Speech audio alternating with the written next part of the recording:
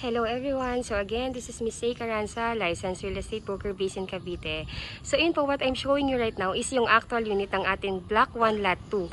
So ayun po, doon sa lahat ng client ko po na naghahanap ng perimeter or yung walang katalikuran na twin homes dito sa Valencia Enclaves, meron po tayong isang reopen unit ngayon. So ito po yun mismo. This is third unit from the guards house. Ayun po yung mismong guards house natin. Ayan. Ayan po doon sa may tricycle. Then, this is Block 1 Lot 2. Again, this is a first reserve basis po. So, ayun po, expect po natin pagka-upload ko po nito, within 24 hours, sigurado po marireserve po ito. Kaya, if you are one of those client po na nag-aabang ng unit dito sa Valencia Enclaves, this is your chance. This is only 3.6 million. Complete finish, complete turnover. Pag turnover po sa inyo to, may tiles na po ito. Meron na po itong 3 bedrooms, may 2 toilet and bath. Yung ground floor, naka-ceramic tiles na po yan. Yung second floor, naka-wood tiles. Lahat ng bedrooms, merong built-in cabinet and hanggang 2 car park po yan. So, ayun po, papakita ko na po sa inyo yung unit. So, again, ito po yung exact na unit po. Ayan. So, this is a 55 square meter floor area and an 80 square meter lot area. So, again po, this is a first come, first reserve basis. This is a ready for occupancy po. So, again, ayan po, naka-cathedral window po yan. And ito pong ano natin, itong frontage natin, 5 meters po yan. Itong frontage natin. Then, kung ano po yung nakita ninyong actual na design and color, ito na po mismo yung unit. Ayun po, so may mga bricks na rin po yung papunta dito sa ating main door. Ayun, so para makita ninyo, again, Block 1 Lot 2. Ayan. So, ayan po. Ikutin natin. However, hindi ko lang po ito mapapasok kasi nakalock po ito. This is an SOP po. Lalo na po wala pang nakatira dito. Kailangan po alagaan yung bahay. Kaya dapat po nakalock po ito. Ayun. So, again po, as you can see po, ito yung car park. 2 car park po, Innova and Wigo. Na po namin. Trinay na namin i-park. Yes po, kasya po siya. Ayun. So, ito po yung lot. Ito yung muhon natin. So, ayan, ito po yung muhon. Papunta po yan doon. Ayan, as you can see po, walang katalikuran. Napakaganda po. Ayan, so if you are aiming for a good ventilation ng unit, kahit meron kayong extension sa likod, this is a perfect option po. Kasi kahit mag-extend kayo dyan, pwede kayo maglagay ng bintana. Kasi unlike po sa ibang unit, pag nag-extend yung unit sa likod nyo, magdidikit talaga extension nyo.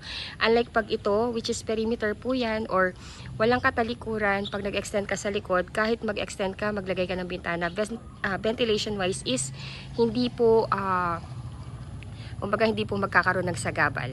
Ayun, so ikutin lang natin. Ayan po, ganyan po kalaki yung unit. And ganyan din kalaki yung lote.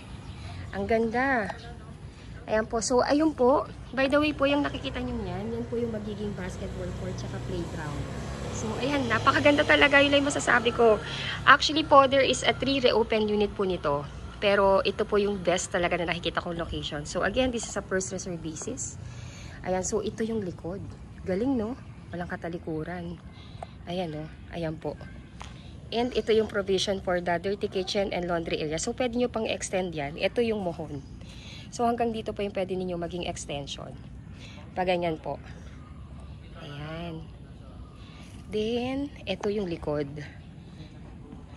Ayan. Kung hanggang nakita nyo po to, mga 3 meters po yan from here going dito.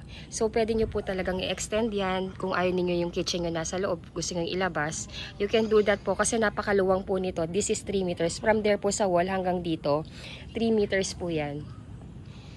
Ayan. So, ito yung ating provision for the dirty kitchen. Ayan po. So, medyo madumi lang po pero don't worry kasi pag tinurn over naman sa inyo yan, lilinisin po yan. And ilalagay yung picture. Yung mga pictures lang po, like yung ano ba yun, yung gripo, hindi pa lang po talaga yan nilalagay para hindi po siya maluma. Ayan po. So, meron na rin po yan dito para sa faucet or gripo. Then, for the ano po, electric. Ayan. Then, ito yung likuran. Ito po yung kitchen counter. Ayan po. Please watch my full vlog po. Isisingit ko po dito yung actual na turnover. Ito po kasi nakalaki yan. Talagang nilalak po ito. Para po for the security and dapat mapalagaan yung ating bahay. Kaya SOP po talaga yan na dapat nakalak po yan. So again, ayan po yan. Ang ganda nito. First come, first reserve po tayo dito ha. Again, I believe within 24 hours upon uploading this unit, I'm sure marami na pong mag-text sa akin na gustong i-reserve tong unit. So again, if you want to reserve the unit po, kindly message me lang po na gusto nyo na i-reserve yung unit para kukunin ko yung email address ninyo para ma-email ko po sa inyo reservation form and yung complete list of requirement para po at least ma-attach nyo rin po yun. Then yung reservation fee po, through online reservation po tayo, ibibigay ko po sa inyong bank account ng aming sales officer para ma-deposit nyo po din yung reservation fee. And ayun po, maipasing rin sa amin yung reservation form. And magre-resibo po yung ating sales officer. Please watch my full vlog po. Ibibigay ko po sa inyo yung complete details how to reserve the unit. So ito po yung basketball court natin. Basketball court po natin tsaka playground. Ganyan po siya kalaki din. Ito yung ating guard's house. Ayan. So this is the community na. Actually po marami nang nakatira dito. Ready for occupancy na po ito.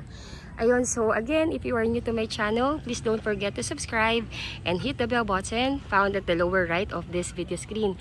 Again, I'm Miss A. Caranza, licensed real estate broker based in Cavite, and I have one best agent na nag-admin din ng aking YouTube channel na si Miss Ella de la Cruz. Ayun po. So, thank you so much for watching and bless you all po. Please watch till end po. Isasama ko po dito yung complete vlog po. Thank you, thank you. Bye-bye po.